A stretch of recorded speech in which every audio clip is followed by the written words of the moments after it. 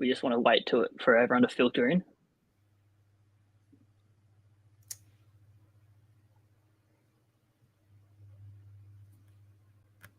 Oh, we've got 22 viewers.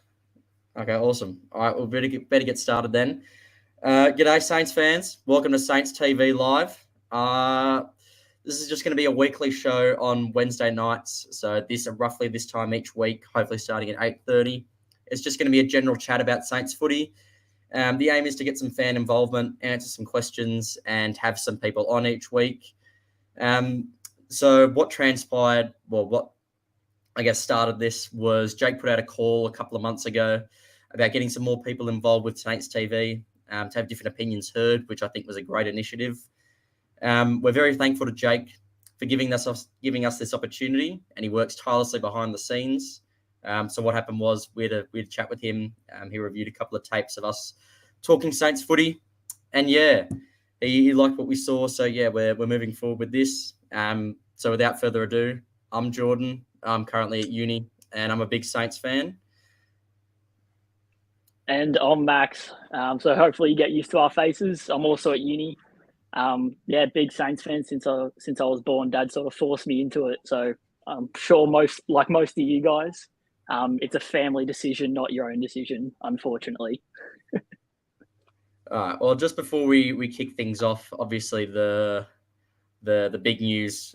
Some of you might know, some of you might not know about the audio being leaked of our footage from the coach's box on the game against Essendon. That was accidentally uploaded to AFL headquarters, but we'll get into that in a bit. But to kick us off, we're gonna do a bit of a get to know us. So the first thing we're going to discuss is why we started following the Saints. So Max, if you want to kick us off with your story. Yeah, not much of a story to this. It's just Dad's been a mad Saints fan since he was born. Growing up, he was always a Saints guy through the thick and thin.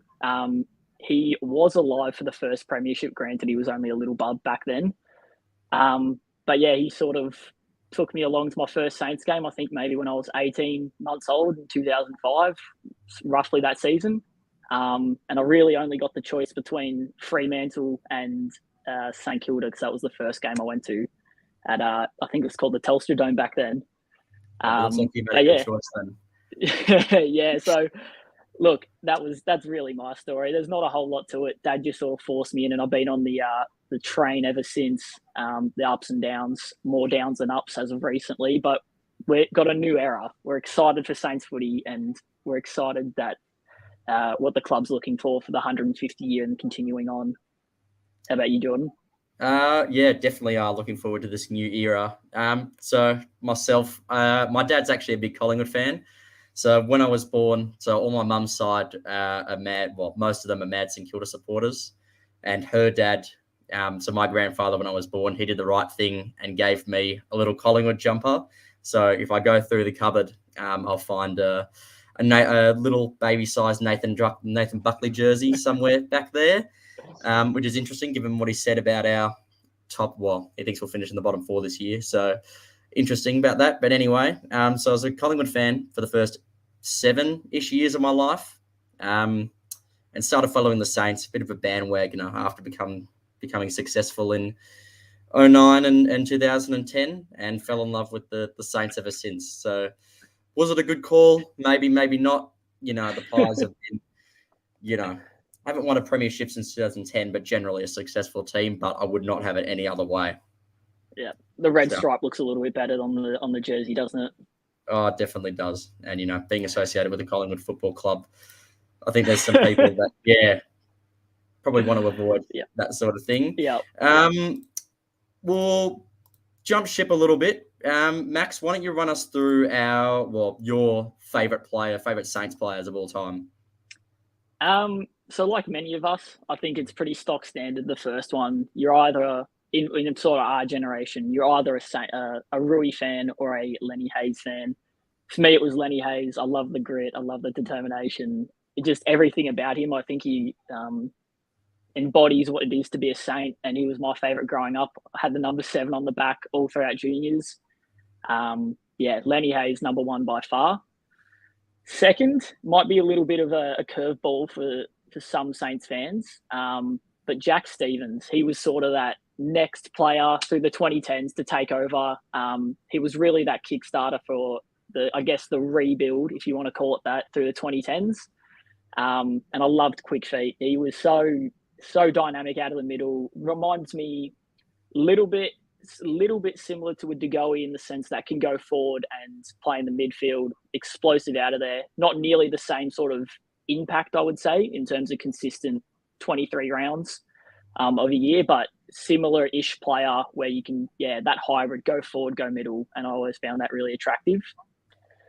And my third is unfortunately someone who we lost in the off-season, and that's Ben Long.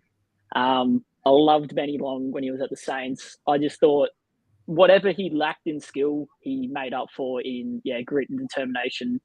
And if you were always going to count on someone to set a physical dominance throughout the game, Ben Long was your man. And I just love the way he went about it in the Saints colours. So hopefully he does all right at Gold Coast, but not too all right that we miss him too much. 100%. Ben Long definitely brought, heart and soul, embodied heart and soul, put his blood, sweat, and tears into the Saints, left everything out in the field, and maybe wasn't the most skilled player, was, phenomenal in terms of his effort, and we'll definitely miss him at the Saints. Absolutely. Well, I think Max was spot on with about our generation being either a Rui or a Lenny Hayes fan. I've also gone down the Lenny Hayes route. I remember meeting him in a Telstra store about 10 years ago, and was a big fan ever since. I got him to sign probably about 6 or 7 different items, and I'm sure he was over the moon at having to do that, But been a Lenny fan ever since then. Obviously, was thrilled that he's come back to the club, and definitely has, some ideas and expertise that he can bring to our midfield. He's already clearly had an impact on guys like Connor Clark. Also went for Jack Steven. I was a big fan of Stug and was pretty disappointed when he decided to head home, down the coast, back to Geelong. Obviously, family comes first, and he had to value his mental health, and, will not judge his choice on that. He did what was right for him, but was a phenomenal player. Definitely someone that kept me interested throughout the 2012, 2018-19 era. That was definitely some tough watching. Yeah, the Waters and Richo era. That was someone that was, kept me going, and we'll always be thankful to him. And quite a popular choice at the moment, Max King. Good pick. I mean, what more can you say? 6'5", 6'6", can do it all. If he ever gets a proper kick, everywhere works in his technique, he'll, probably be one of the last guys to kick 100 goals in a calendar year. So I don't think we need to talk much about Max King. Everyone knows what a star he is, and, the potential that he has. And I'm sure a lot of people out there like myself do love him. Switching gears, we're going to quickly talk about our favourite Saints memory of just watching St Kilda. So, Max, do you want to tell us a bit about your favourite Saints memory? Yeah, so there's a few of them. I went every year, sort of that 2007 to 11, 12, all went to just about every home game with my dad. Granted, I can't remember a whole lot from that era. Like, there was a lot going on. There was a lot of success, granted, but I was only, 5 to maybe 10 years old around that sort of time when I was going to the footy a lot. Not a specific memory in that time, but as of recently, I think it was 2021, round 4 or 5 against West Coast. In that sort of year after COVID, Dad and I went to the footy. We were thinking, it's going to be a slacking from West Coast. They're just going to do us over like they do every year. Down 30 points odd at halftime. And I don't think I've been to a regular season game that has had more atmosphere in it than that Saints West Coast second half. We just started kicking goals from quite literally everywhere. And unbelievable. I think Max King kicked 6 goals or something like that, 5 or 6 goals. Steele kicked the sealer. Billings kicked one from the pocket. Like, it was an unreal atmosphere, and I think that was my favourite moment that I can remember, at least, that West Coast game in 2021. Oh, that was definitely an exceptional game. I was there as well. Just absolutely unbelievable atmosphere, Yeah. as you said, and yeah, just went 0 to 100 real quick. For me, my personal best Saints memory, and probably definitely similar to you in that obviously we enjoyed a lot of success. You know, the 2009, 2010. Being a bit younger, don't quite have a vivid memory of that. But as of recently, the 2020 elimination final to knock off the Doggies by 3 points, you know, having been in Melbourne, having been in lockdown for so long, you know, there was a general damper across Melbourne in terms of mood. And St Kilda, well, for a lot of people, not just Saints fans, footy was able to take it off our minds, and St Kilda was definitely able to take, you know, the stress of being in lockdown and not being able to see your mates, that sort of thing, off my mind. And yeah, it was nice to see a win. So that was really good. I remember that very vividly, and how I felt was just pure elation in the family living room after the final siren. Just, well, Yeah. actually, not so much elation, more so relief that we managed to hang on after, you know, being up Yeah, that was a 10, scary 15 minutes ago. But definitely, definitely the relief / happiness was definitely something that I will remember for the rest of my life. No, very scary fourth quarter. But yeah, can't agree with you more. That elimination final was, yeah, everyone's in the living room, everyone's at COVID, everyone's got their eyes to the TV. It was, yeah, nothing like it. So switching gears, so that's obviously a bit about us. So we'll talk a bit about Saints footy, just some general topics that we've got of discussion, and then after a bit, we'll hand it over to you guys. We'll get some of you on here, read out some of your comments. So hang in there, keep filling up those comments. We'll get around to them, I promise. Max, who's the player you're most looking forward to watching this year?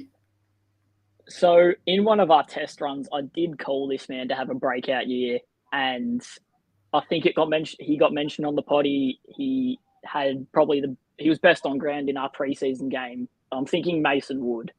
I'm most excited to look for Mason Wood. I understand North let him go. He didn't show a lot. Maybe the first, I don't know, 11 rounds or so, he wasn't quite what we expected from him, getting him from North. But his back half of last year was amazing. And I reckon he could be was it Paul Seedsman from the Adelaide Crows? He was All-Australian contention winger. I believe so. Was that back in 17, 18? Yeah, I think even 20, he was 40-man All-Australian. Okay, yeah. And I'm not sure. I'm pretty sure it was Paul Seedsman, but the Adelaide wingman who was, All-Australian-esque type player. I think that's what Mason Wood can become. His running capacity is, I reckon, some of the best in the AFL. There's not many people that would be able to outrun him for a full game of footy. At least no one that comes to mind. And his aerial presence, just floating back and being sort of a third-ish taller defender, floating forward, being that third option forward, and then being just a marking presence on the wing. So Marshall doesn't have to do that every game, or at least every time we kick it out of our back 50. I think he's really destined for a breakout year. Oh, 100%. You know, remember the Brisbane game where he kicked 4? 4 goals. Obviously, Joycey called him mahogany wood after that, and that was, you know, a perfect description of how he played, and hopefully he can continue that perform into 2023. For me, a bit different, someone who hasn't quite broken into the best 22, 23 yet, and that would be Jack Bytel. I think he had a great game on Friday against Essendon, tagged Darcy Parish, and, you know, we know with Marcus Winhager having tagged Tim Kelly and Lockie Neal last year, and obviously Marcus went down with a wrist injury, which is quite unfortunate. So I think Ross chucked big Jack Bytel onto Parish, and he did exceptionally. I think Parish finished with 10 disposals, while Bytel had 16 touches and seven tackles himself. So that was a really good performance. We know Ross loves a tagger. Remember Clinton Jones? Perhaps he wasn't the best skilled player. Like they were mentioned, the boys mentioned on the podcast this week, you know, if Bytel's obviously got more skills than Jones, then, you know, having someone, Jones obviously filled his role in that 09 team very well. And if Bytel can be even more skilled than him, that's definitely an asset that we can use. And he hasn't quite found a place within the team yet, and hopefully he does this season. Couldn't agree with you more. I think he's destined to have a season. Otherwise, we're going to lose him, like a Taranto, like a Hopper, just all those GWS guys that have so much potential don't quite break it into the best 22 and leave. I feel like he could be one of those. If we don't give him games this year, he's might be looking for somewhere else because he's definitely an AFL worthy player. 100%, 100%. All right, so we're going to move on. Now we're going to switch gears a little bit. We're going to the game most looking forward to in 2023. Max, why don't you give us a little bit of an insight into what you're looking forward to? Is it cheeky to say the 150th? Oh, I think that's a bit of a cop-out. We'll let it slide. We'll let it slide. Yeah. Play on. The 150th. I'm excited for that. I don't know. For the last 5-6 years, I've gone to every Essendon game with my mates, and we just do a ritual. We use each other's memberships to get in, and whoever's home game it is, the poor bugger has to sit in the other team's members. Thankfully, we're not doing that this year. Going with Dad, we're in the Saints members this year, and I'm looking forward to it. It's going to be a show like no other. The lead up to the game, hopefully, it's not like the last 2 years where you get done by 30, 40 points. We come in straight from the get go, and do a little bit like what we did against the Dons in the preseason game. Except with a faster start because I'd like the game to be nice and relaxed. Hopefully, there's no wind at Marvel, so hopefully we don't have that. We won't have that. Sure we don't. It's at the G, I'm pretty sure. Oh yeah, well it won't be as windy at. Sorry, of course it's at the G, not Marvel. Yeah, well hopefully it won't be as windy at the G as it was, Moorabbin at 4:10 last Friday. Yeah. Yeah. Now I'm excited also to see who they're going to bring out. As like those I don't know what you call them, X Factor legends. That's what they're called. Yeah. The legend players, the legend coaches. I'm excited to see who they bring out for that because I cannot wait to see. Hopefully he's there. The G train pop out, meat pie in hand, maybe a beer in the other, and he. I was going to say sauce in the other, but yeah. Walks out like he owns the joint. I don't know. I'm excited just to see the whole atmosphere of the game, and hopefully the Saints get up for the 150th. That'd be huge. Watching Essendon's 150th last year against Carlton, that was really well done, I thought, with all the legends, walking out onto the ground, Tim Watson, Michael Long, and I don't know, it's Essendon, so we won't keep going. We won't keep pulling that down. And that was in a down. Sorry, just to cut you off. That was in a down year as well for Essendon, in shambles, and their members all got around it. So hopefully we do the same and we're not in shambles at round 3 because otherwise that'd be pretty detrimental to our season. Yeah, we might not have a show if we're that, if we have an Essendon-like season that early on, if we're in that sort of shambles. For me, I'd say another cop-out, I reckon. Was tossing up between the two, but I've decided to go gather round. Obviously, Collingwood. My dad's a big Pies fan, and one of my good mates is also a Pies fan, so there's also a bit of a rivalry there. I think it'll be a good atmosphere. I'm hoping a lot of Saints fans. Unfortunately, we tried to go, just didn't quite work with our schedules and flights and the like. Hopefully, a lot of Saints fans, you guys go over to Adelaide. Remember that tickets for club members are free, so you'll be able to get free entry into the Adelaide Oval. And it should be a good game. 450 on a Sunday arvo, last game of Gather Round. Collingwood obviously had a brilliant year last year. Some call it lucky. I call it lucky. Others might not agree. Hopefully for our sake, that day, and hopefully for the league's sake, we can get over them, and they're not quite as where they were last year. That should be a good game. Obviously, you've got a lot of key players in that Collingwood team that people are looking forward to watching. Jack Ginnivan, whether you view him as a hero or a villain. You got Mason Cox over there. Surely. Well, with Gaundy now, with Grundy gone and joining the new duo of, creating a new duo of Gaundy at Melbourne, maybe Cox will get a gig with Darcy Cameron. But yeah, definitely looking forward to see what we can serve up against the Pies and avenge our round 1 loss from 2022. Yeah. Um, All right. so yeah, that's all the topics we had to discuss. Now I think we're going to move on to talk about the incident that happened a couple hours ago. So Max, do you know much about it? Have you heard along Um, the grapevine what's yeah, happened? yeah, I read through the Saints post on their what was it on their Instagram and their website. Well, it's just such a St Kilda thing to do, isn't it? It's Mm. so St Kilda of us to leak information by accident. Are you pulling up the post now? Yeah. Yeah, just club statement just for the fans who don't know, just to have a little bit of a read through. I'll chuck it on the screen now. Yeah, good point. For those who don't know, the Saints leaked audio post match to an AFL headquarters, and whilst it did get taken down, unsure if other teams and clubs have saved that video audio. Nonetheless, could this be something that Ross Lyon has planned? That would be quite funny. I think I would not. That I think a lot of people would not put it past Ross to do something like this.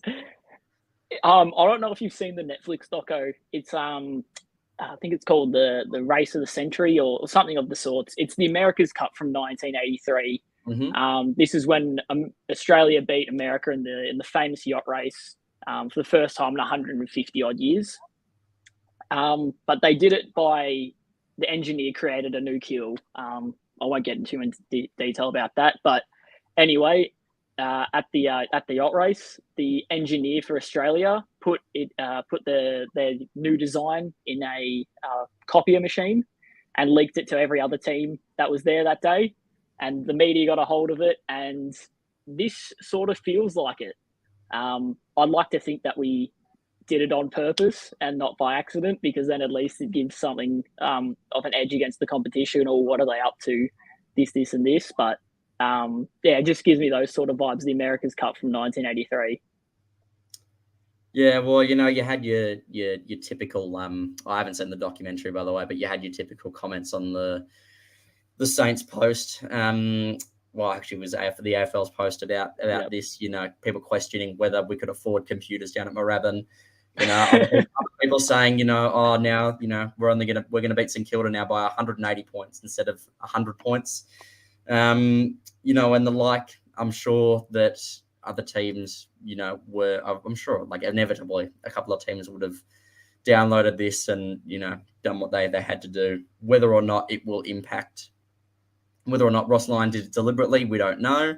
Whether or not the information was extremely valuable, we don't know. It's just another thing with all the injuries that we've had, and the 150th. It's just another distraction for the boys, and quite disappointing that this has to happen at this time. But St Kilda's going to St Kilda, as you said. It was inevitable that something would happen. Yep. And yeah, well, just hopefully this doesn't affect our boys too much. Look, So that's I all. think. Sorry, You go ahead. I think if there's one coach in the league that's going to leak out our information, but recover from it, it's going to be Ross Lyon. I would follow that man through a deserted jungle if I had to. But yeah, like if there's one coach in the AFL that could recover from this, if it was accidental, and we obviously we don't know the details of what was leaked in that audio, but if there's one coach to recover from this, it's Ross Lyon. 100% agree. All right, we're gonna take a look at the comments that you guys have been leaving. So feel free to send through your thoughts. Please bear with us. We're a bit new to this, so sorry if we miss a couple. That's okay. Beth's written in Spud also on our thoughts during our celebrations, gone but never forgotten. Too right, Beth. Obviously Spud was before our time, but clearly, we've heard the remarks from his family and players, and we all listened to Tim Watson's emotional speech, before the Essendon and St Kilda Spuds game last year, and clearly, a legend that will be missed, and yeah, someone that a lot of Saints could look up to, and definitely a hero of those Saints fans well before our time. Yeah, if we're talking about players who defined a club just in terms of how they went on it, both on and off the field, it's Spud. Again, yeah, as Jordan said, before our time, but just some of the stories you hear through Saints fans, through the club, through past players. It sounds like he was everything he was sort of hyped up to be and expected of from a footy leader. 100% agree. All right. Isaac's written in, if we're relying on Mason Wood to have 30 and kick a goal a game, we're in strife. Isaac needs to shut his mouth, it sounds like. I've only been on the air for 25 minutes. I know. Isaac, I kind of see where to be fair, I kind of see where he's coming from. Mason Wood is a great player, but he probably shouldn't be in our top 5, and we do need others to step up. So it would be nice to have him kick 30 and a goal a game. If we are relying on that, might not have the best record, but hopefully, other guys step up in addition to Mason, and he doesn't have to, carry the team as you will each week. Yeah, I think, agree with to have 30 and kick a goal. But that's not what you're looking for from Mason Wood. You might want him to get high teens, low 20s in touches and a few marks a game, hopefully hit the scoreboard or get a couple score involvements. I think if we get that from Mason Wood as a winger, that might set us up for a little bit of success. But no, you're definitely right in terms of 30 and kick a goal, but I don't think many of us were expecting Mason Wood to do that regardless. No, I'm personally expecting him to kick, 4 or 5 goals a game, just like he did. But that's the just Brisbane me. game for a season. I was watching highlights of that game because I was watching it with mates at the time, and just none of them were St Kilda fans, and the whole first half, people were ribbing me, the Saints are so, I won't use the language that they used, but it's quite poor. And just to watch Mason take over the game, everyone was in shock. Not many people outside the St Kilda Football Club knew of Mason, and just to see, them go, wow, who's this guy? It was quite good. So unfortunately, we didn't get it done on that day, but hopefully Mason can continue what he's been doing. If it wasn't for Cam Rayner, that's 3 votes Mason Wood that game. Oh, 100%. Cam Rayner was, to be fair, an absolute star on that day. Guys written in, I think this was in response to our most anticipated game. Saints v Geelong beat them. Couldn't agree more, Guy. Obviously, we know the last team to beat them. Thoughts on them. Oh, sorry, you go. No, carry on. Sorry. We know the Godfathers. We know the Godfather Jake's thoughts on the Cats.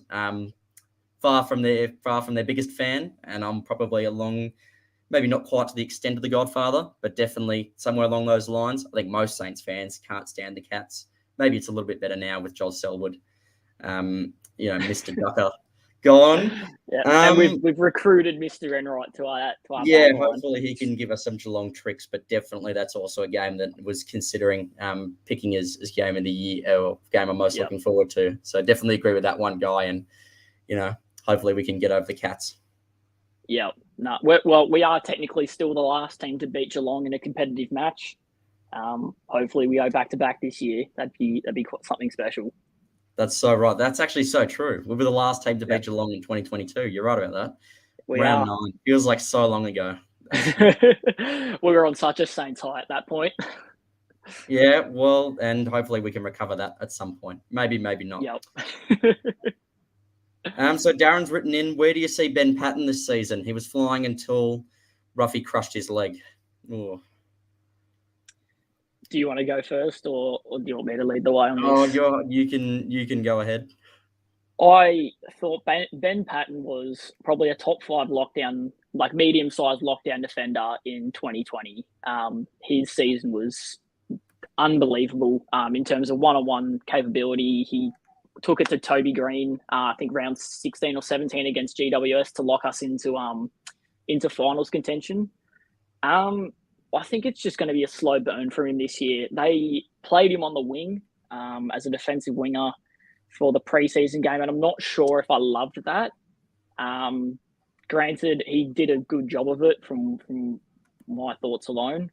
But I think it's just going to be a building year for Ben Patton. He might be in the team for 5 rounds. He might get dropped. I think it's just about finding some consistency and some confidence in his body. Because whilst, yes, he's had, 18 months now since the leg break, or probably even longer at this point. I think it's just a lot of confidence now with him, like many players in our club returning from injury or returning from a little bit of a down year.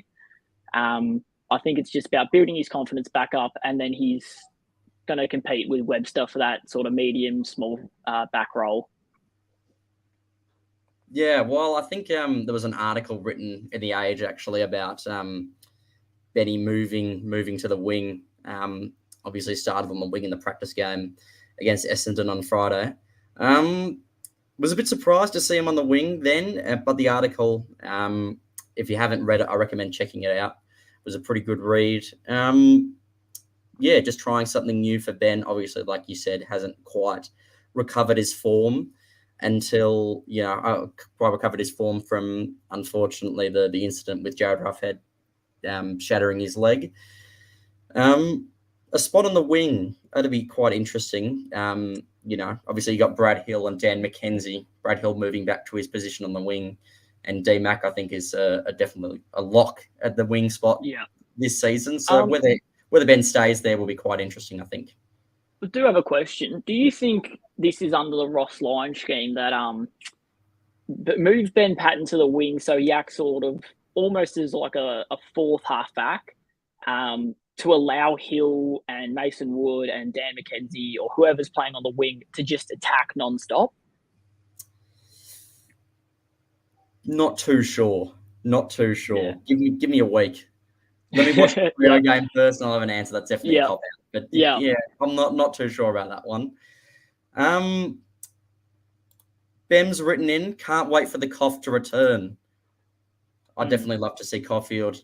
You come back to his full best. He was brilliant in 2020. Not sure if he has a starting spot in the 22. What are your thoughts on Nick Caulfield, Max? Look, he was sort of those players where I was a bit like, yeah, he can be in the team. He can't be in the team. Like, it wasn't, for me, someone that where I don't think the best 22, 23 are missing. I think he's an incredible mark-off halfback, does all the one percenters. I think I'd love to see him to really cement a spot on the side, become a better decision maker. A lot of the times in 2020, he'd make an unbelievable mark or defensive play, but he'd just sort of rush his kick, rush his handball. It was sort of building that offensive side to his game. I think that's what's going to sort of cement him and give a little bit of a point of difference in that back line. His ability to not only play defense, but rebound as well off that half back line. Even if it is just kicking to a Brad Hill, to a Mason Wood, anyone that's sort of on the wing. Keep it out of our 50.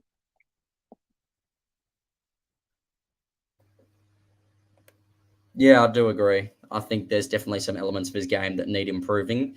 One thing on Koff, or just not on Koff specifically, but I guess a lot of fringe players as a whole, one thing that's good about Ross Lyon coming in is that he'll give guys like Nick Caulfield, who are on the fringe, more of an opportunity to have their go on the team. He won't, like Brett Ratton, I'm sure. Every coach has their favourites. I think Brett Ratton, some of us, I was definitely one of those people that criticised him for not dropping a couple of players that I thought deserved to be dropped. But Ross Lyon is no stranger to that. He's dropped Milne, he's dropped Del Santo in the past, and he can certainly drop, guys nowhere near that standard in our current team. So yeah, hopefully, if Nick Caulfield does well in the VFL, hopefully he can earn his spot back up in the team at some point.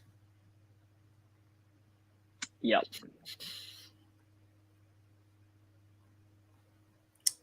Just going through a couple of these. Sorry, bear with us, guys. Paul's written in, I used to love going to see Tony Lockett kicking goals. That's a legend we didn't touch on. That'd be great to see Plugger back out there for the 150th. It would be. I hope him and Widmar walk out together. Oh, that'd be really nice. Dynamic duo of the late 80s, early 90s. That would be really awesome to see. It'd be really good. I'm sure there's a lot of legends that we didn't get to touch on. Zach's written in, what do you think of this new recruit, Matthias Philippou? I am in love with him. I absolutely love him to death. I think he's going to be an absolute superstar for us one day. Can you see him excited, guys? I'm not sure if you can. If you don't know, I'm very excited about Matthias Philippou. I think he was the steal of the draft. I think he absolutely, has ungodly potential. He certainly has a lot of confidence, which people seem to mistake for arrogance, thinking he's Nat Fife, a mix of Nat Fife and Marcus Bontempelli. Definitely. He's gonna become them. If he becomes a quarter of the player that Nat Fife or Marcus Bontempelli are, I'm running with that. I'm absolutely thrilled with that. Yeah. Kid's got a lot of confidence. I'm happy to see that. I think we need a bit more swagger down at the Saints. Oh, couldn't agree more. I think it's still to this day, 8-9 years later, people still give us slack for taking Billings over Bontempelli. Well, this is our moment where we can sort of put the middle finger up to every other AFL club and go, we've got the poo. And he's going to be, I can't wait. If he's, even half the player we've just spoken about, I think that's going to be a club legend for many years to come. Too right. All right, Victoria's written in. Do you think we'll play Sinks in his AO position at halfback, or do you think we'll see him in the midfield? I reckon at halfback to start the year. I think we've got. I think if Marcus plays round 1, round 2, I think that's another guy in the midfield that we've got. I would like to see Sinclair in the guts at some point, but I think off halfback, especially now that Brad Hill's going to be moved further up the ground, I think keeping him at halfback, makes sense at this time. What do you think, Max? Yeah, I think he's solidified himself as one of the best halfbacks in the competition. Do I see Ross Lyon in maybe a quarter of footy, maybe 10 minutes of play, just going, Sinks, go through the guts, we need some explosiveness out of there? Absolutely. But I don't think he'll return to the midfield. I think he's perfect off halfback. He's an attacking halfback, but can still hold his own in one-on-one marking contests. I think he's all-Australian halfback for a reason. He may swing through the midfield at stages throughout the season, but not permanently by any means. All right. Well, it looks like we've got a couple of people waiting in the chat to join in. So we're going to bring those people on. So welcome, Shannon. How are you doing? Very well. Yourself? Oh, not too bad. You got a question for us? Yes. Well, this is going to be a very interesting round coming up. Thoughts of going up against Fremantle? Thoughts on going up against Fremantle? Max, do you want to kick us off? So I'll kick us off with, I think it's going to be ridiculously hard on the rucks. You think Sean Darcy's one of the best rucks in the competition, followed up by probably the best secondary ruck in Luke Jackson. I think that's hopefully where the game's not won or lost in the ruck. I feel like that'd be very rare, but Fremantle are going to be a very tough opponent straight away. What does help us, though, is that they lost Rory Lobb to the Dogs. That's one less forward down there. It's really just Matt Taberner with Luke Jackson resting down there, or Sean Darcy. I think this is potentially a underdog win, though. If we play our cards right, if Ross Lyon gets the game plan right, if we execute it, I think it's definitely a game where we can go into it with a little bit of swagger, a little bit of confidence, maybe hopefully get the upset. Yeah, I definitely agree with that. I think the memory of playing Fremantle, I think it was round 17 last year, has been burnt into my memory from some questionable umpiring choices, especially the Dan Butler rundown on Gordon Clark and the Zach Jones high free kick. Not sure about that. I do think it'll be a good matchup now that Rory Lobb's gone. Maybe, we'll get a few less free kicks given against us. But yeah, I think it'll definitely be a good game to watch. And I hope to see you there, Shannon. Hope you're there with the rest of us Sainers. Hopefully. You know what I mean? Hopefully Freo can get it done. Oh, Freo or us? Looks like he's a big Freo fan. No. We need a Saints win, round 1. Yeah. Well, I mean, we probably won't get too many this season. So, Shannon, if you can spare us a win, that'll be greatly appreciated. Thanks for coming on, Shannon. It's been great to talk to you. We've got St Kilda supporter waiting to go. St Kilda supporter, how you doing? Good. What can we do for you? You got a question for us?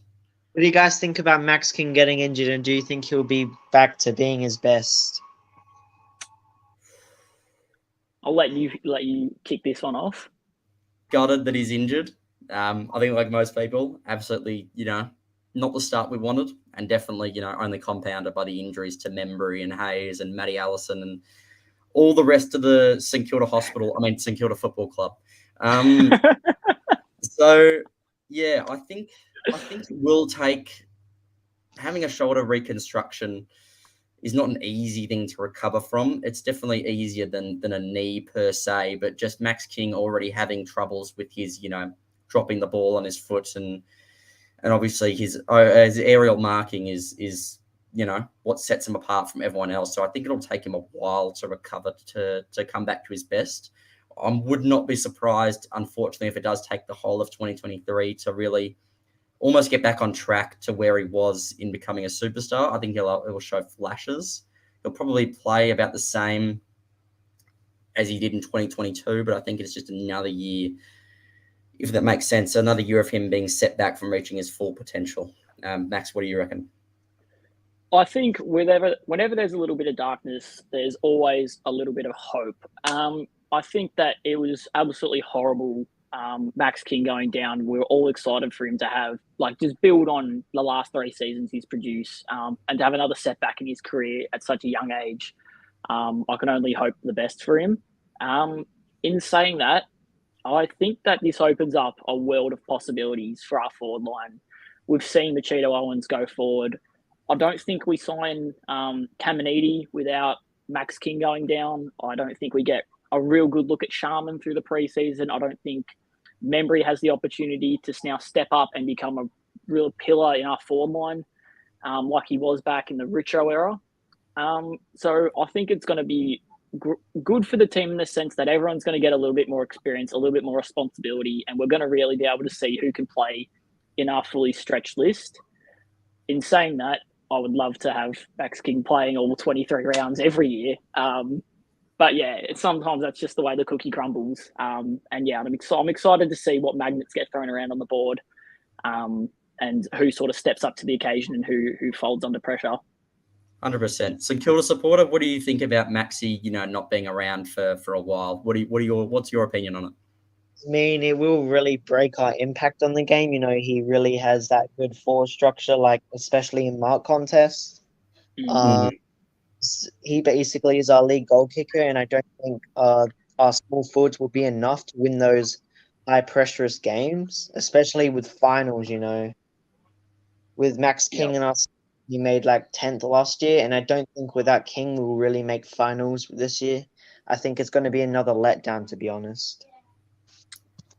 Do you think that even if we don't make finals, maybe even the top 10, it's a non-successful year? Yeah. So, because with our list where it's at, I'd say it's a top 8 side because we've been really good in 2020. We made the semi-finals, and with our current list, we should be doing a lot more than just finishing 10th.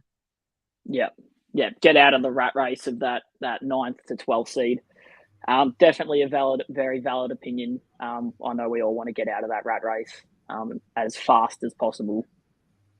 And what do you guys think about Liam Stocker this year? I'll let you go ahead. Oh, okay. No, please go. Oh, thank you. You're too kind.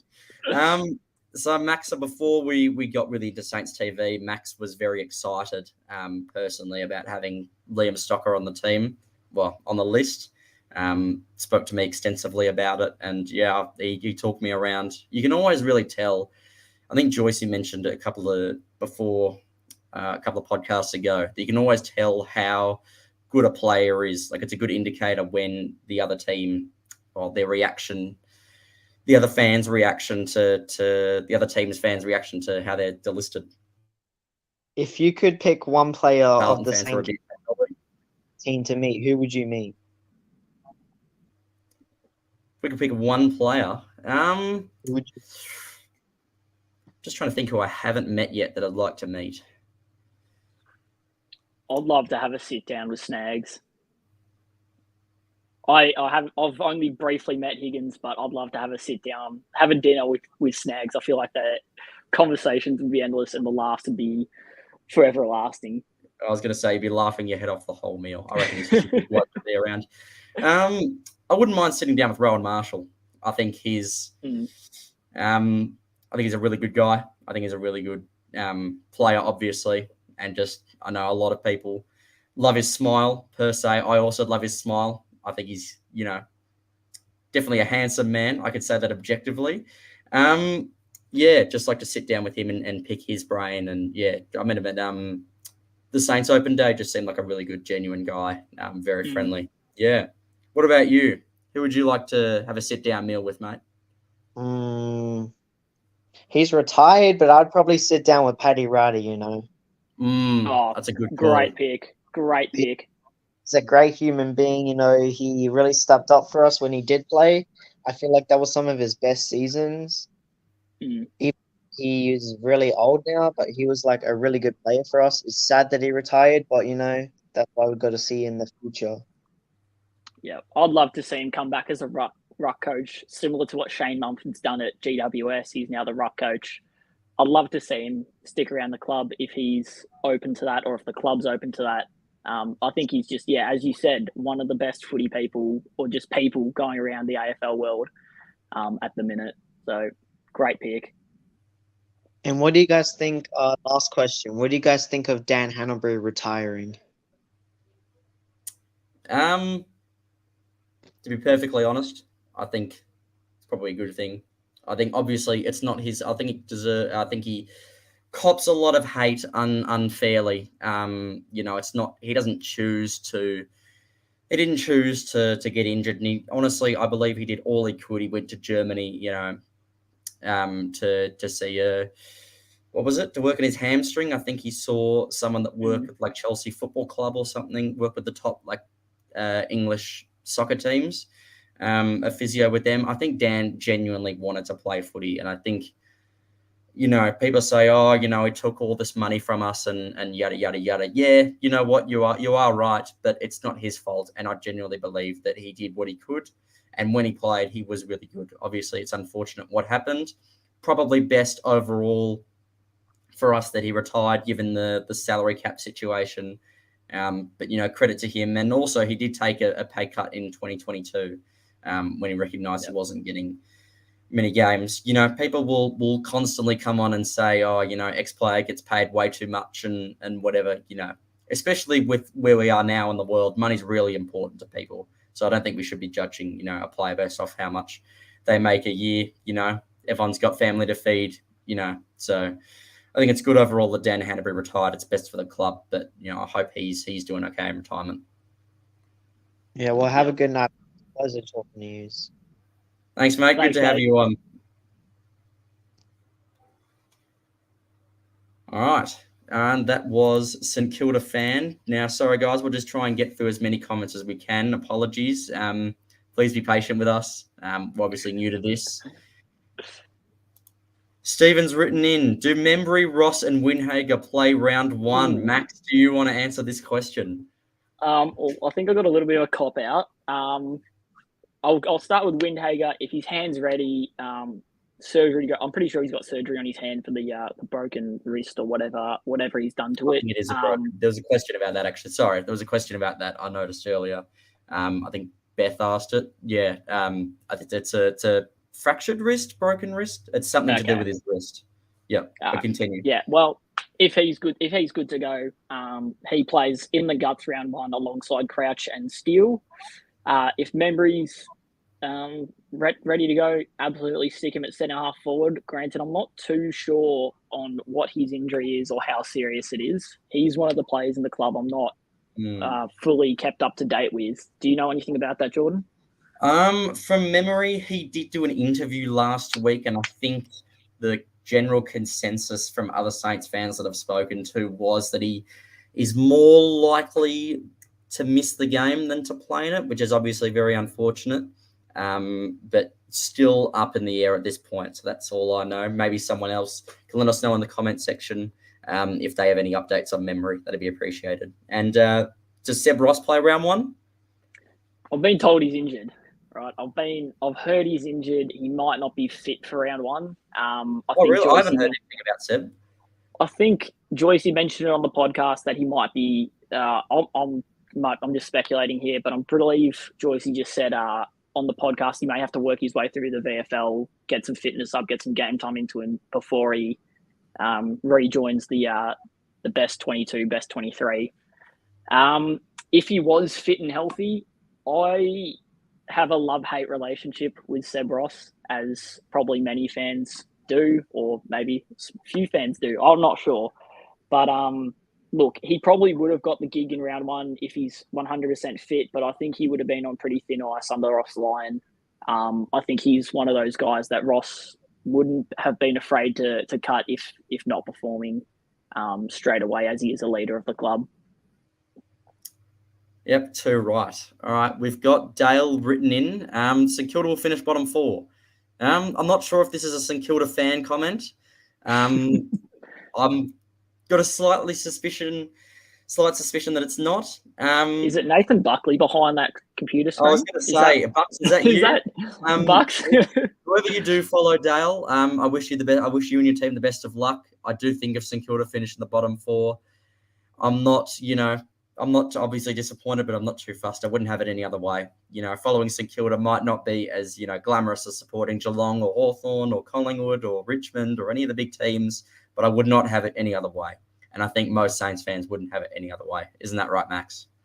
Yeah, agreed. I think the comments by Kane Corns and Bucks, whilst maybe harshly either accurate or somewhat truthful, I think Bucks was spot on in saying we're going to have a learning year. It's all going to be about learning. But you look at what Collingwood did last year. I'm not saying we're going to be a top 4 side, but they still had a learning year. They still had Craig McRae, who I'm a massive fan of in the coaching world, and they succeeded. They won games that they weren't expected to. And I think if St Kilda can just sort of limit the big losses, win a few games that we're not expected to, but learn a fair bit out of it, then I don't really care where we finish.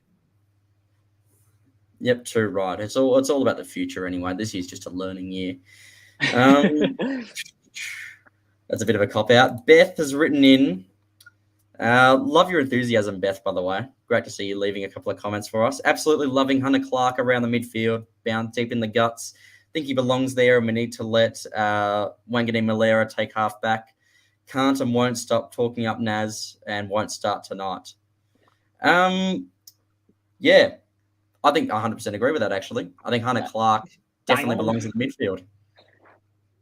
Yeah. What do you think, Max? Yeah. Hunter Clark's probably my favourite player at the club right now, behind Mason Wood. What are you doing to the screen? Having a play around there? Having a fiddle around with it. Sorry, trying to get... It's a bit bigger than I anticipated. That's all right. We can hide our faces a little bit. Oh, yeah, I'm up here now. 100%. That's all right. No, absolutely great, Beth, and love the enthusiasm. Hunter Clark, he's a born midfielder. He gives Scott Pendlebury-esque vibes, not in the same level of player, but definitely the same style of player. Kick beautifully on both feet. Always finds a way to get boot to ball or hand to ball, no matter if he's being tackled or not. And yeah, on the weekend, 25 odd disposals, 6 odd slow tackles. If we can get even maybe low 20s and 3 to 4 tackles a game, be very happy with Hunter Clark. And Nazov halfback is looking lethal for our rebounding 50s. He was very good on Friday, wasn't he? Agreed, yes. Nice. X has written in, if Saints win 3 of the first 6, how many will they win when King returns? The answer to that, X, is all of them. In a perfect world, we'll win all of them, and we'll win, in straight sets, we'll win the grand final. We'll win the qualifying final, win the prelim, and win the grand final. Yeah. But in all seriousness, yeah, Max, do you want to answer this one? Realistically, we win 3 of the first 6. I'd hope we get probably another 9. Sorry, not another 9. We get to 9.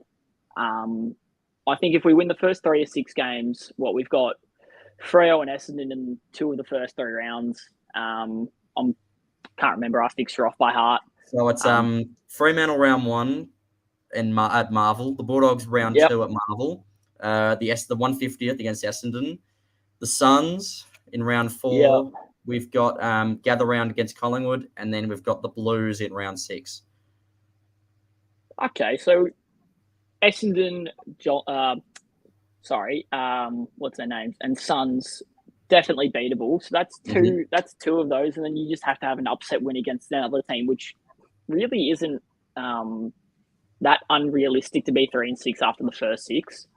But I think if we get sort of 9 wins, that again does put us in the rat race of that sort of 9 to 12 position on the ladder. But yeah, I think it's more about improvement this season as opposed to wins. How about you, Jordan?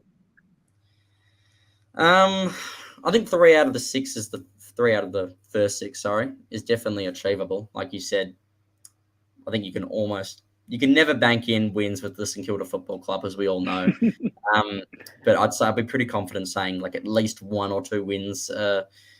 We can get those, and then an upset win from somewhere, But knowing the Saints will probably we'll beat Collingwood, Carlton, and the Bulldogs, and we'll go and throw points away against Essendon and the Gold Coast. In terms of how many will win when King returns, hopefully he does return in round 7 against Port. Fingers crossed. Fingers crossed. I'm hoping unrealistic. I'd say 10 wins on our back. 10. Sorry, 10 on top of the 3 or 10. 10 wins overall. So we'll win an extra 7. Oh, okay. Out of the remaining 23 games this year. What's that? 17, 7. So 7 and 10. I know we've got a tough run at the end. We're like playing Richmond, Brisbane, and Geelong and Carlton in some of that order. So I'm not expecting us to win too many games towards the end of the year. Hopefully, we know typical St Kilda, they drop off in the middle of the year. Hopefully when King comes back, he gives us an extra boost around that bye period. So X, to answer your question, which I've sort of jumped around a bit, I'd say probably finish on 10 wins. So 7 more wins is my answer.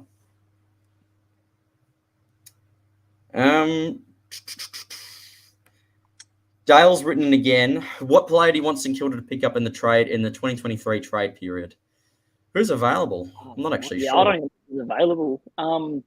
Because did Ben King sign a 1-year extension or a 2-year extension? I think 2 years. I think he's locked away for a while. So unfortunately, I think Nat 5 is out of contract. I'm not sure if we want to go down that route. I just know that he's available. So please don't berate me in the comments section. I just know that he's available. We sort of spoke about this off camera a little bit in one of our previous videos we submitted to Jake. I'd love to see us go after a genuine fullback, and then we'd move Dougal Howard to centre half back. I think sort of locking the pillars of the ground would be really exciting, because if we think about when Dougal Howard played his best footy, which in my opinion was in 2020, he played it alongside Jake Carlisle, who was another big-bodied key defender.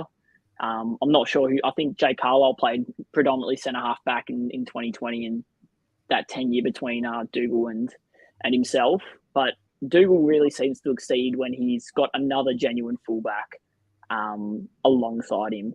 So I think if there's someone we're going to pick up in the 2023 trade period, it would be a fullback. Completely agree. And maybe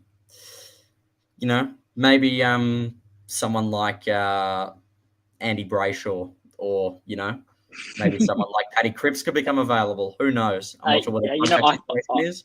Not sure whether they're willing to the Saints, but we'll take Christian Petrarca. Maybe he wants to come on down. Maybe Scott Pendlebury in his old age. I wouldn't mind him. He'd be a great leader at the Saints, actually. We're getting a bit silly here. Marcus has written in, hey boys, thoughts on the new kids coming through.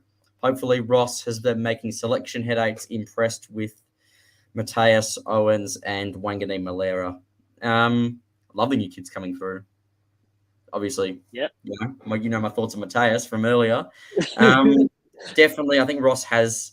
I wouldn't even say he's got a selection. I think the only selection headache there is really Filippo. or Filippo. I, You know, that's potato. not a Potato. selection headache. He's Yeah, I in think the team for round Owens. one. Like You reckon? You he's reckon you're gonna. putting Filippo in? I'm putting him on the bench Oh yeah. personally. To Oh start with. well, he's still in the team for round one. Oh, you never know what can happen between now and I'd say probably that's closest to a selection headache. But Marcus, I think he doesn't have much of a selection headache with Owens and Wangane Malera. I think the impression, well, the good impression that they've left on you, they've left on a lot of Saints fans, especially us. We're thrilled with Owens and Wangane Malera.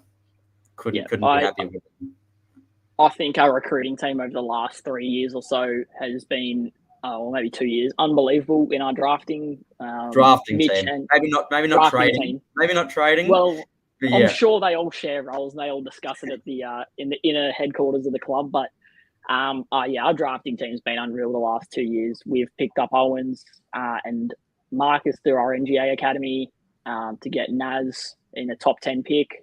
Was he top number 7 pick? Was he? I can't remember. I think Naz slipped down. I think it was like 11 or something. I don't know. Maybe it was 11. I remember watching it at schoolies, so it was a bit of a while ago. So maybe 100% there at the time mentally, but yeah. And then you even you even look at this year's draft. Like, yes, obviously we've got the poo, but look, Ollie Houghton, I went to school with him. He looks very, very spicy, I think is the right word. He's someone that's going to be able to go as a small forward to maybe start off his career, move up into the midfield, but be a Jay Gresham-esque player, not in terms of that X factor role, but that ability to go forward and play in the midfield. And even just going to some of the open trainings at the Saints, James Van Ness looks legit. He looks like he's going to get a lot of development this year. Oh, it's a good mullet. He looks like he's going to get a lot of development, especially under Corey Enright. Very similar size, if I'm not mistaken, to Corey Enright. But yeah, I can definitely see him 2-3 years time being a staple in our back line. I'm going to go through some of these older comments that we didn't get around to, unfortunately. So hopefully these people are still here. Well, I'm hoping Beth's still here. If anyone's seen the Godfather's post on why he follows the Saints, it's actually one of the most moving videos on YouTube in her opinion. I think this was in response to why we follow the Saints, but I actually agree. I think it's brilliant. I think that was the first video I've watched about Saints TV, and definitely for those who haven't watched it, definitely worth a look at. I think Jake delves deeply into his personal life, and it's a good insight into his life as a Saints fan. It probably resonates with a lot of us, actually. Yep. No, I agree. We haven't had a lot of disagreements yet on this live. I'm ready for us in the next few weeks to have maybe a disagreement at some stage. We've been too nice to each other. We'll see. I'm sure at some point there'll be something happens in the game. It's only pre-season. Yeah, exactly. So I'm just reading through. Guy, in 1988, after another bad year, I was tempted to jump ship. I was 12, had been going to games of my own since 8. The light bulb went off watching Nicky Winmar at Victoria Park a number of years later, and I said to myself, aren't you glad I stayed?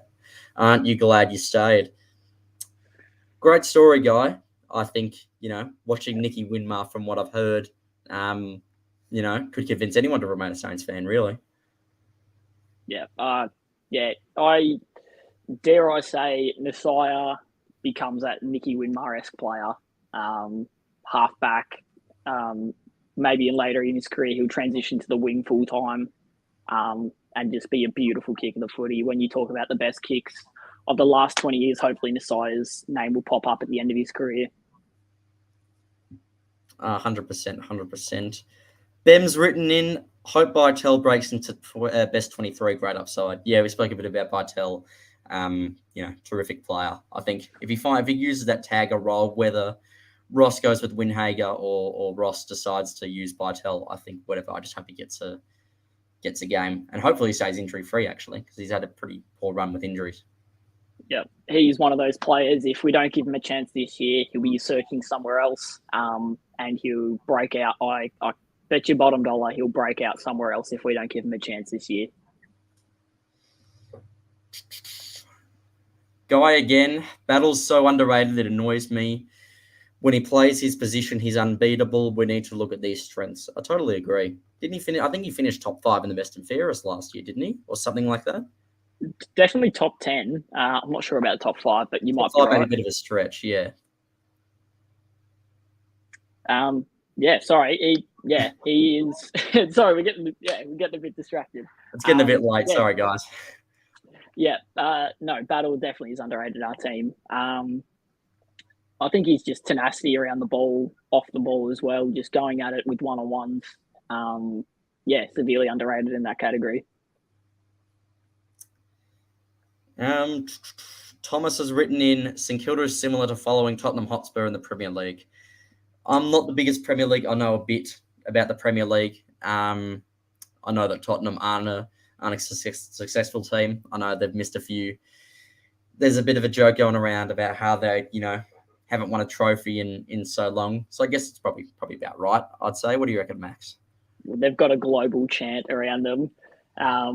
So yeah, no. Look, again, not a massive soccer fan, but you're probably pretty spot on in that. I don't remember Tottenham. I remember Tottenham being one of the oldest clubs in the EPL, but I haven't heard them make a lot of noise in the last few years. All right, Rebecca, we're probably trending towards the end here, guys, but we'll try and get a couple more in as much as we can. So apologies if we've missed yours. There's been quite a lot, and I'm actually quite surprised at how many we got in. So thank you for all your support. Come along next week and keep leaving comments, keep trying to come on the show. Rebecca's asked, thoughts on Zane Cordy? Not sure he is not convinced he is what we need. Max, what are your thoughts on Mr. Zane Cordy? Yeah, we've spoken about this a bit off camera. We've gone back and forth. I think, Matt, I'm trying not to speak for you here. I think you've gone a little bit more back and forth than I have. I'm not convinced by Cordy. As Rebecca said, I remember going to the open training right before Christmas. That was where everyone turned out, and to me, Cordy just looked a bit slow. I'm not sure. I get he's a backman trying to play forward now by necessity, not by choice. But I think Battle does his role well. Maybe he's just a little bit of insurance for the next year or two, while James Van Ness comes through the ranks or Oscar Adams. But yeah, I'm not truly sold on Cordy to be in the best 23 straight away. Yeah, I don't know. I thought he did all right in the practice game. I thought he brought a couple of, he didn't have, I think like 6 touches or something, but brought balls to ground. I think he did what he needed to do. I think, I wouldn't say he's a staple, wasn't, a staple signing of our team, Rebecca. I thought he was just, like Max mentioned, probably just to fill in the gaps here and there. So I don't think, he's far from an A grader, but I don't think he was like terrible or anything. I think he was, an all right signing, something a bit low key. Obviously we signed him in the dead of the night, all the rumors about us getting to Goey and trading pick 7 for what's his name? Oh, who's the guy that went to Jack Bowes? That's it. All the rumors about Bowes and De Goey heading to the Saints. Obviously, we end up with Zane Cordy. So obviously, Zane Cordy's not as good as Jordan De Goey, but hopefully he can provide us with some stuff. Stephen, hopefully James Van Ness comes along quickly. He's the big unit to help out Howard. Yep, completely agree. Hopefully he is. It's just a cool last name as well, isn't it? Van Ness. Short and snappy, I like it. I can definitely see BT listening to him. I don't know what everyone thinks of him as a commentator. I think he's questionable but funny at points in time. But he's someone that's going to have a pretty funny BT call out during games. I think the less said about BT, the better. And that's, my personal opinion. That might not be what others think, but that's just my opinion. Dale, I want Stephen Milne to be a St Kilda forward coach. Yeah, I can see that. You can lead the way. I don't know if he'd be the best leader. I don't think that, I think Lenny and Corey Enright and Brendan Goddard are more natural leaders. And Stephen Milne has a bit of an, I'd say maybe a bit of an off-putting personality, to put it lightly. Definitely could teach, Higo and Butler a few things of his craft. Yeah, not a bad idea. I could just definitely see that happening. Max, what do you think?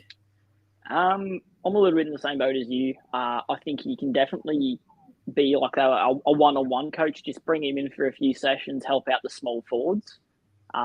Because when you think of the best small forwards over the last 50 or 40, 50 years, it's Betts, it's Rioli, and Stephen Milne right up there. The three of them sort of transcended what it meant to be a small forward in the modern AFL. As a permanent forward coach, I'm not sure that would be the best option for us. I like Harvey right now. Granted, we haven't seen what our forward line looks like for an entire season. I think if there is another player though that we want to bring back and become a coach, it'd be Nick Riewoldt. Too right. Yeah, obviously he's taken a period of absence to be away with his kids and get away from the limelight. I think that's really respectable. Obviously would have turned down big money with Channel 7 and Fox Footy, but, good on him for doing that. And, yeah, I think you're right. Nick Riewoldt could be I think he'd be a great forward coach one day for us. Last one before we head off. Jason's written in, on your George, on your Max. So not much of a question, but thank you, Jason. Really kind. Yeah, I think that's all we've got time for today. We're going to leave it there. Apologies again if we didn't get your comment on the show or didn't get you on for a quick chat. Apologies, we had a lot of interest, but thank you very much for the support. Hopefully you come back next week. Yeah, that's all on my end. Max, do you have anything to say? No, a little bit of a feel-good comment. Thank you guys for your support. This is our first time doing anything like this, and hopefully we've made the Godfather and the other two, Joycey and Mr. Old 29 himself, proud. Hopefully we can join the family and stay a part of it for a couple, or at least for the whole season. Hopefully we don't get booted off for doing a bad job. We'll see. Well, it was lovely talking to some of you Saints fans. It was great to read your comments. As always, make sure to like the video, like and subscribe to Saints TV on YouTube and chuck them a follow on Facebook, Twitter, and all the socials. Make sure to check out the podcast each Monday on Spotify and on YouTube when it's later uploaded. That's how I got into Saints TV, and I think that's definitely how Max went. So definitely, if you haven't, for whatever reason, you're not already listening to the podcast on a weekly basis, please do. Please put it in your calendars. Listen to it on the way to work or, whatever floats your boat, but definitely listen to it. That's all from us. It's been an absolute pleasure. Max, I've got a joke for you. Are you ready for this one? Yeah. Ooh, knock, knock. Maybe. Who's there? Owen. Owen who? Owen the Saints. We don't quite have an intro. We don't quite have an outro like Joycey has done for the podcast yet, but I'm sure we'll get onto that at some point. All right. Thank you, Saints fans. Take care and all the best. See you guys. See ya.